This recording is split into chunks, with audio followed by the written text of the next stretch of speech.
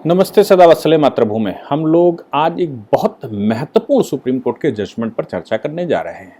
मुझे लगता है इससे पूरा देश खुश होगा, आम आदमी खुश होगा। और ये जो जजमेंट है, ये उन लोगों के ऊपर एक बड़ा कुठाराघात है जो लगातार ये कह रहे थे कि केंद्र सरकार ईडी का दुरुपयोग कर रही है, सोनिया गांधी को फंसा रही है, राहुल गांधी को फंसा रही है, या बड़े पॉलिटिशियन देश के हैं जिनके पास अकाट धन है, मतलब इतना अकूट धन है कि वो गिनती भी बेचारे नहीं कर सकते। हालांकि वो आए एक सामान्य परिवार से थे, चुनाव के समय पर जब वो पॉलिटिक्स में उतरे थे तो साइकिल पर चल रहे थे, बड़े परेशान, हीन, दीन, दुखी और पिछड़ा, वंचित थे।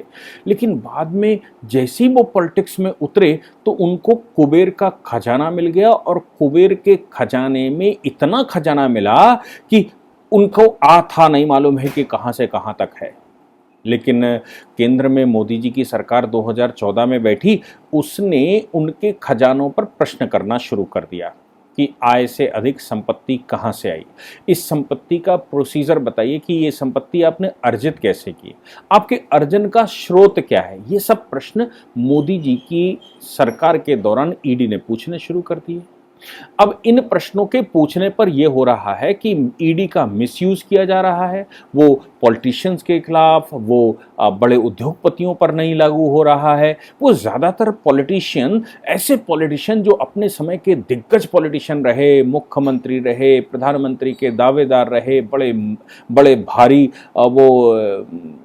मिनिस्टर रहे, लेकिन साहब उनसे प्रश्न नहीं पूछ रहे। उनसे प्रश्न क्यों पूछ रहे हैं? वो तो एक प्रतिनिधित्व कर रहे हैं, बड़े अच्छे अच्छे काम कर रहे हैं।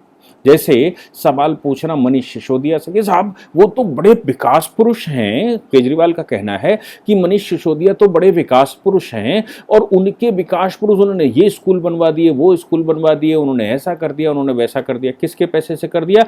जनता के पैसे से कर दिया। लेकिन 5 रुपए का काम करवाया और 15 रुपए निकाल लिए जिस व्यक्ति ने, तो उसको विकास पुरुष कहें या उसको चोर कहें? ये सवाल पैदा होता है। तो उनसे क्यों ना प्रश्न किए जाएं। अब ईडी को लेकर, यानी कि prevention of money laundering act जो अपने पास है, 2002 में वाजपेयी सरकार के दौरान बना था, कि उस समय ये सामने बात आई थी कि वाजपेयी सरकार बनी थी।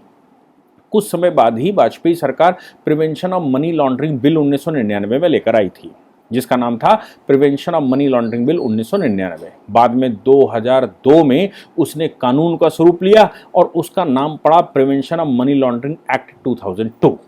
हालांकि 2004 में सरकार चली गई और 2004 से लेकर 2014 तक केंद्र में सरकार रही।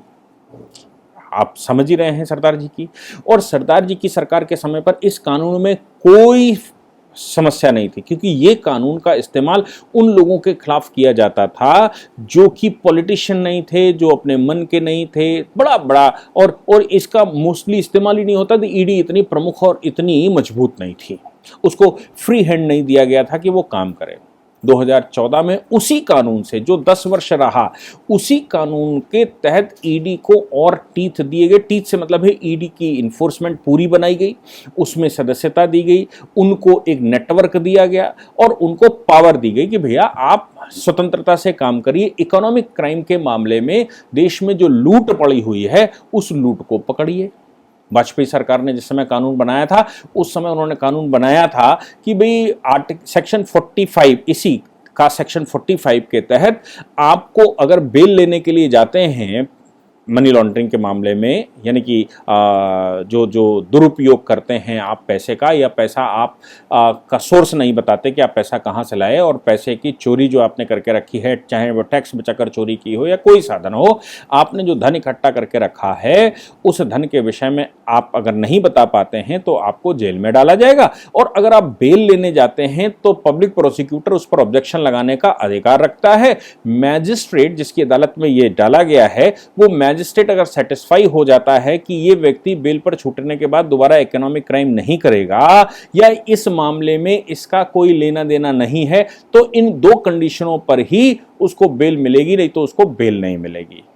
ये मामला Nikesh Tarachand Shah versus union of India के केस में चैलेंज हो गया सुप्रीम कोर्ट, और ये कहा गया कि आर्टिकल 14 और आर्टिकल 21 का उल्लंघन है। इस मामले में सुप्रीम कोर्ट ने इन दो कंडीशनों को अवैध इस आधार पर बता दिया कि चूंकि प्रिवेंशन मनी लॉन्ड्रिंग बिल 1999 की धारा 44 जो इसकी करस्पॉन्डिंग धारा है बेल वाली, उस धारा में ये कंडीशनें नहीं थी और जब आपने कानून बनाया तो ये कंडीशनें डाल दी, इसलिए ये कंडीशनें गैर कानूनी हैं, ये ठीक नहीं है। मोदी सरकार ने उनको फिर से पार्लियामेंट में लाए और प्रिवेंशन ऑफ मनी लॉन्ड्रिंग में जो कंडीशनें अनकॉन्स्टिट्यूशनल डिक्लेयर कर दी थी सुप्रीम कोर्ट ने, उनको पुनः पहले तो ऑर्डिनेंस लेकर आया और फिर कानून बनाकर उसमें डाल दिया और कहा गया कि भाई जिस समय प्रिवेंशन ऑफ मनी लॉन्ड्रिंग में कोई व्यक्ति पकड़ा गया है, बेल मांगने जाता है, तो कम से कम पब्लिक प्रोसिक्यूटर को अपनी बात कहने का तो अधिकार है, उसको अपोज करने का तो अधिकार दीजिए कि वो अपोज कर सके और अपने सारे एविडेंसेस दे सके कि भैया इनको बेल नहीं मिलनी चाहिए।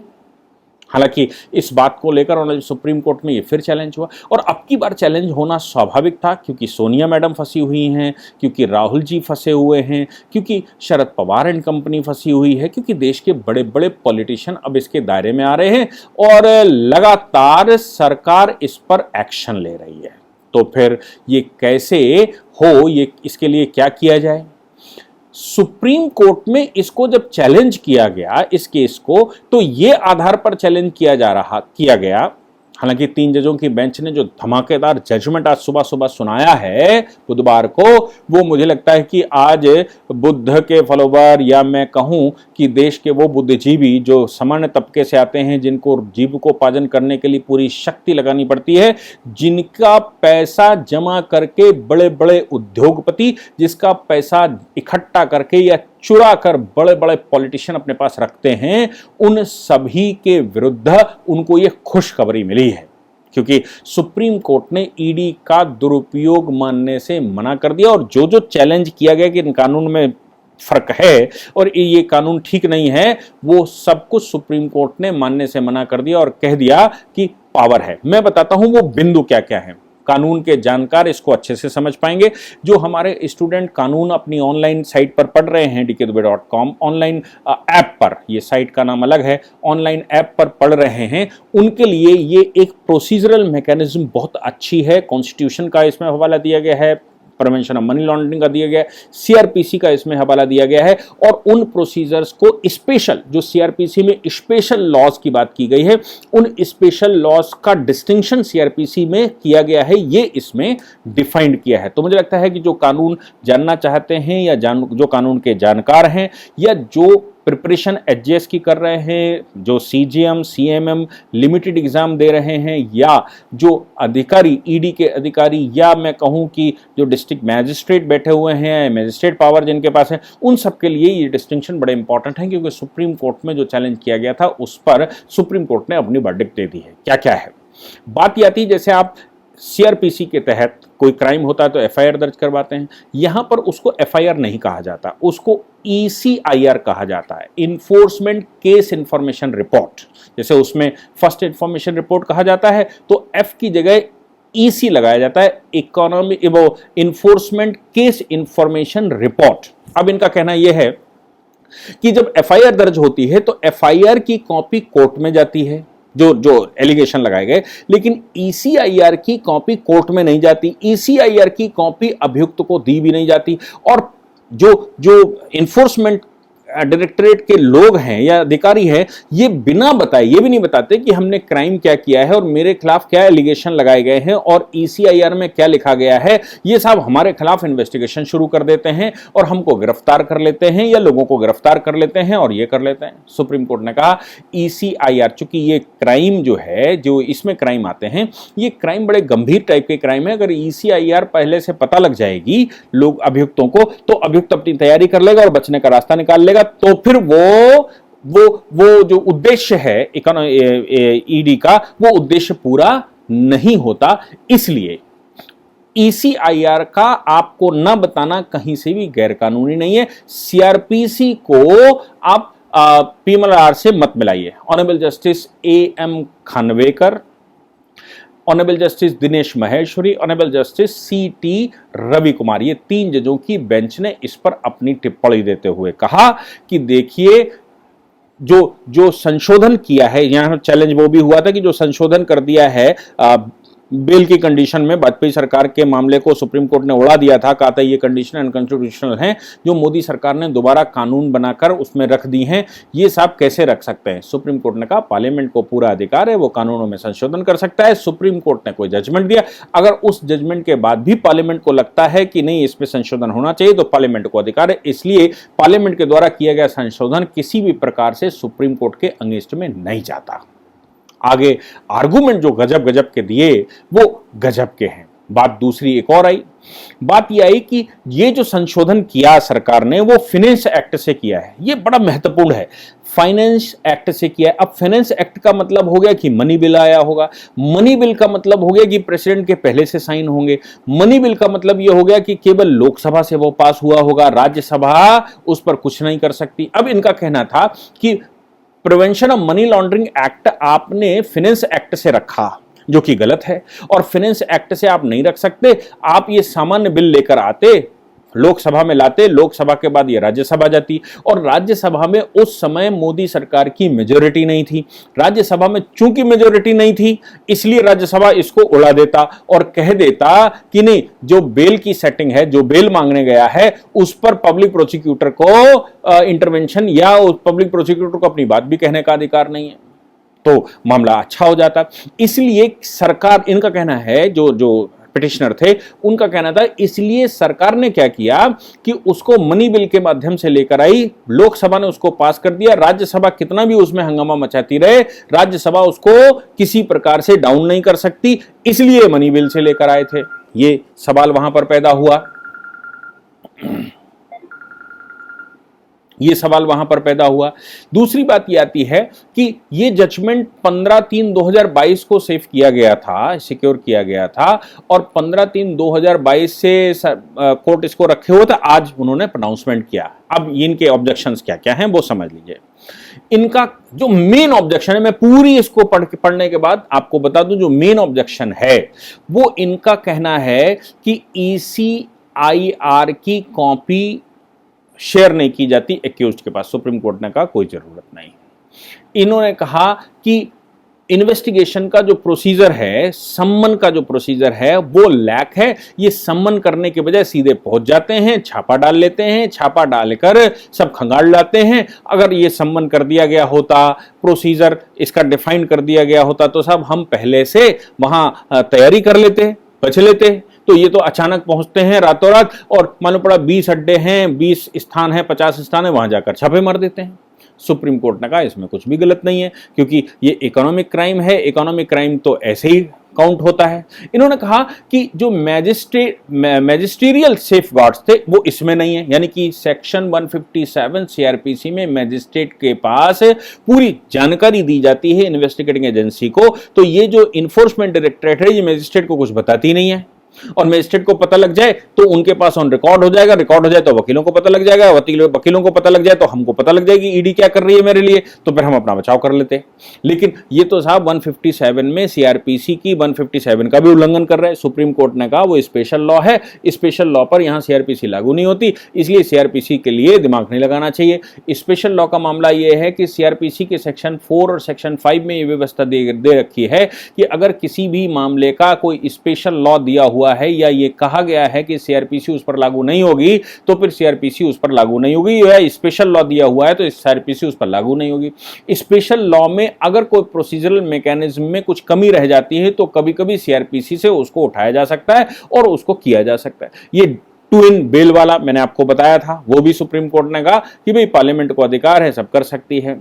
इनका जो मेन इश्यू है वो ये है कि साहब क्राइम से ज्यादा प्रिडिक्शन क्राइम, आप समझिए, क्राइम से ज्यादा इनका कहना है कि प्रिडिक्शन क्राइम में ज्यादा वो होता है, प्रीडिकेट ऑफेंस उसको कहते हैं। प्रीडिकेट ऑफेंस मतलब प्रोसीजरल मैकेनिज्म पर ज्यादा जोर है, अपराध पर कम। अपराध का मतलब जैसे किसी ने धन कमाया तो धन गलत तरीके से कमाया, समझिए, धन गलत तरीके से कमाया। अब जो धन गलत तरीके से कमाया गया हो, उस धन को, जो गलत तरीके से कमाया गया हो, उस पर आप मुकदमा करिए। ये कह रहे हैं इस कानून में ये व्यवस्था है कि आपके पास आय से ज्यादा वेल्थ अगर है तो हम ये मानकर चलते हैं कि आपने इस पे गलत प्रोसीजर से ही धन कमाया, गलत तरीके से धन कमाया है, गलत तरीके से धन कमाया है तो आप अपराधी हैं। अगर आप ये नहीं बता पा रहे हैं कि मेरी आय का साधन क्या, अगर आप ये नहीं बता पा रहे हैं कि मुझे ये धन कैसे और कहां से मिला, तो फिर आप अपराधी हैं। जबकि आप ये ढूंढ ही नहीं पा रहे हैं। उनका कहना यह है कि जब ईडी ये ढूंढ नहीं पा रही कि मैंने कैसे कमाया, तो जो मेरे कमाने का तरीका था गलत, मैंने उस पे एक्सटॉर्शन से कमाया, वो कहते हैं कि हमने चोरी की, वो कहते हैं हमने कहीं कानूनी तरीके से कमाया, उस पर ये कानून कमजोर है। जबकि इस पर ज्यादा मजबूत है कि धन तुम्हारे पास है और तुम ये नहीं बता पा रहे हो, कंसीलमेंट ऑफ द प्रोसीजर, यानी कि तुम ये छुपा रहे हो कि ये धन कहां से पैदा हुआ। जब तुम ये छुपाते हो कि धन कहां से पैदा हुआ तो बड़ा अपराध है। मुझे लगता है वाजपेयी सरकार ने बिल्कुल सही रास्ता अपनाया होगा। वाजपेयी सरकार ने उस समय कानून बनाते समय, क्योंकि जो ये पॉलिटिकल ऑफेंडर होते हैं, जो पॉलिटिकल ऑफेंस करते हैं, ये किस बात का पैसा कमाते हैं? ये इस बात का पैसा कमाते हैं कि भाई थाने में कोई बात फंस गई, अपराधी गया, इन्होंने थाने में फोन कर दिया या थानेदार को कहा कि ये नहीं करना है, इस बात का इनको पैसा मिल गया, पैसा इकट्ठा होता चला गया, भाई पैसा दो, थानेदार से कहते हैं। अब ये कैसे डिफाइंड हो कि धन कहां से आया? तो अब हम ये तो पकड़ ही नहीं जा सकता। पॉलिटिशियंस का जो धन कमाने का तरीका है, केवल सरकार के मामले में काम करवाना और धन गलत तरीके से इकट्ठा कर लें, तो व्यक्ति आएगा, डब्बा डाल के चला जाएगा और चला जाएगा। आपको कुछ करना नहीं है, आपको केवल सरकारी अधिकारियों को यह बताना है कि ये कर दो, और सरकारी अधिकारी आपके दबाव में होता है, आप उसने कर दिया। तो अब जो धन डाल कर गया है, वो धन अगर पकड़ लेते हो तो पहले ये बताओ कि मैंने कमाया कैसे। अगर आप मुझे ये नहीं बता पाते कि कमाया कैसे, तो फिर मेरे ऊपर मुकदमा कैसे हो सकता है? तो इस कानून में वाजपेयी सरकार ने उस समय यह रखा था कि अगर तुम्हारे पास आय से अधिक धन है तो भी आपको बताना पड़ेगा कहां से लाए, और अगर आप छुपाने का प्रयास करते हो कि कहां से लाए और नहीं बता पाते तो तुम अपराधी हो, जेल जाओगे, और नॉन बेलेबल ऑफेंस है, और जाकर जेल में पीसिंग एंड पीसिंग। तो इनका जो मुख्य है कि प्रीडिकेट ऑफेंस ज्यादा सीरियस है ऑफेंस के, यानी कि ऑफेंस करने का जो प्रोसीजर है उसमें आप हमें ज्यादा सजा दे रहे हो, वो ज्यादा कठोर है, उसमें ज्यादा ईडी को पावर दे रखी, जबकि आप ये नहीं ढूंढ पा रहे कि हम कमा कर कहां से लाए। अब बताइए कि एक पॉलिटिशियन जिसकी सैलरी कुछ 50-60 हजार 40 हजार रुपए रही होगी, 5 साल नौकरी करके आता है, नौकरी करने के बाद वो 500 बीघा जमीन का मालिक बन जाता है, वो तमाम तरह के करोड़ों अरबों रुपए की फैक्ट्रियां खोल लेता है। अरे भाई, अब ये नहीं बता रहा है कि वो पहले इनिशियल लेवल पर पैसा कहां से लाया था, वो ये नहीं बताने की कोशिश कर रहा है कि उसके पास इतनी ये कोठियां, बंगले और खेती खरीदी कैसे। तो वो कह रहा है, अब वो क्या इनका जो ऑब्जेक्शन है वो ये कह रहे हैं कि पहले ईडी ये पता लगावे कि मैंने ऑफेंस क्या किया जहां से पैसा पैदा किया, बाद में पूछो कि मेरे पास ये धन है कि नहीं। तो आप वो ढूंढ नहीं पा रहे मैं कहां से लाया हूं, ये बता रहे हो कि इतना तुम्हारे पास है इसलिए तुम अपराधी हो। तो धन होना अपराधी है, अपराध है क्या? इनका कहना है मेरे पास धन है तो मैं अपराधी हूं, यानी कि भारत में धन होना अपराध की कैटेगरी में आता है। ये ईडी या prevention of money laundering act के तहत आप हमें पकड़ रहे हो। ये पूरे कानून में जितनी इनकी बहस हुई, पूरी बहस में, चाहे वो सेक्शन 50 की बहस हुई हो, आर्टिकल 20 क्लॉज 3 की बहस हुई हो, जितनी भी हुई वो पूरी में ये प्रीडिकेट ऑफेंस लेकर आए और इन्होंने कहा कि साहब ये तो कोई मतलब नहीं होता है, आप हमें जबरदस्ती फंसा रहे हो। सुप्रीम कोर्ट ने कहा देखिए कानून बिल्कुल ठीक है, केवल एक बात के लिए मैं आपको कह सकता हूं कि वो मैं 7 जजों की बेंच के पास भेज रहा हूं, वो ये है कि क्या इसमें संशोधन मनी लॉन्ड्रिंग एक्ट, इस मनी लॉन्ड्रिंग एक्ट में संशोधन फाइनेंस बिल से आ सकता था। फाइनेंस बिल से जो संशोधन किया गया है वो संशोधन कितना वैलिड है या वो प्रोसीजर कितना वैलिड है, अब इसमें सरकार अपनी बात करेगी। बात मोदी जी की तो रास्ता निकल गया, इसलिए क्योंकि अब अगर ये कह दें, सुप्रीम कोर्ट भी ये कह दे कि नहीं ये तो संशोधन ठीक नहीं है क्योंकि ये फाइनेंस बिल से लाया गया है, तो फिर वो अभी तो राज्यसभा में मेजोरिटी आ चुकी है, मेजोरिटी आ गई है तो राज्यसभा में वो बिल पास हो ही जाएगा। अगर वो अनकॉन्स्टिट्यूशनल डिक्लेयर कर दिया गया तो भी पास हो जाएगा, यानी कि बेल वाली कंडीशन। तो सुप्रीम कोर्ट ने उसमें ये कह दिया कि भाई ये 7 जजों की बेंच का मामला बनता है, वो फाइनेंशियल एक्ट पर ऑलरेडी बिग बैठी हुई है। फाइनेंशियल एक्टिविटीज रिव्यू के दायरे में आती है कि नहीं आती है सरकार की फाइनेंशियल, अभी तक का कानून यह है कि सरकार के द्वारा कोई भी फाइनेंशियल कार्रवाई, सरकार के द्वारा कोई भी फाइनेंशियल जो व्यू बनता है या फाइनेंशियल पॉलिसी बनती है वो कोर्ट में चैलेंजेबल नहीं है। सरकार अपने हिसाब से चलाएगी, क्या फाइनेंस कैसे कमाती है, क्या करती है, क्या करना है, कितना बांटना है, कैसे बांटना है, वो सब सरकार का अपना डोमेन होता है। उसको सुप्रीम कोर्ट में या किसी कोर्ट में चैलेंज नहीं किया जा सकता। हालांकि वो चैलेंज है, और चूंकि 5 जजों की बेंच के जजमेंट है, इससे पहले तो 7 जजों की बेंच में मामला जा चुका है। तो सुप्रीम कोर्ट के इन 3 जजों ने कहा भाई ये 7 जजों की बेंच में चूंकि फाइनेंशियल एक्टिविटी चैलेंजिंग ऑलरेडी वहां पर पड़ा हुआ है, इसलिए केवल इतने पोर्शन को 7 जजेस के पास भेज देते हैं। बाकी जो तुम्हारे ऑब्जेक्शन है कि प्रीडिकेट ऑफेंस है, प्रीडिकेट मतलब प्रोसीजर वाला ऑफेंस है, वो साहब जबरदस्ती का है, उस पर ये नहीं होना चाहिए, वो नहीं होना चाहिए, और पहले हमारा ऑफेंस ढूंढ लो कि मैंने कहां से कमाया है, वो ढूंढ लो, मैंने किसका काम थाने से करवाया था वो ढूंढ लीजिए, मैंने किसका काम सरकार से करवाया था वो ढूंढ लीजिए, मैंने किसके बिल पास करवा दिए थे, किसके लिए रिकमेंडेशन कर दी थी और किसका काम सुलभ कर दिया था, उससे जो धन मेरे पास आया होगा तो वो पहले पता कर लीजिए मैंने किसका किसका कर लिया था, उसके बाद आप हमें ऑफेंडर कहिए, नहीं तो जय श्री राम। तो सीधी सी बात है, प्रिवेंशन ऑफ मनी लॉन्ड्रिंग तो सीधी सी एक बात पूछता है कि मुझे ये बता दीजिए कि आपकी आय कितनी थी और आपके पास धन कितना है, और आय से अधिक धन है तो जो प्रोसीजर आपने अपनाया, जिस तरीके से आपने कमाया, वो तरीका मुझे बता दो। नहीं बता पाओगे तो भैया जेल के भागीदार बनोगे, और ये जो तुम्हारा पैसा है ये भी हम जब्त कर लेंगे। आपको बता दूं कि ईडी लगभग 97,000 करोड़, आप सोचो 97,000 करोड़ रुपया जब्त कर चुकी है मोदी सरकार के नेतृत्व में, और इन मामलों में किसी के पास कोई जवाब नहीं है। जिन लोगों का धन जब्त किया है, जिनकी प्रॉपर्टियां जब्त की हैं, वो छुड़ाने भी नहीं आ रहे, उनको कोई मतलब नहीं कह रहे ले जाओ भैया, ले गए, हमको माफ कर दो। तो ये भी इन्होंने प्रश्न कर दिया कि केवल 7 लोगों को अभी तक सजा हो पाई है और इतने सारे केसेस हो गए हैं।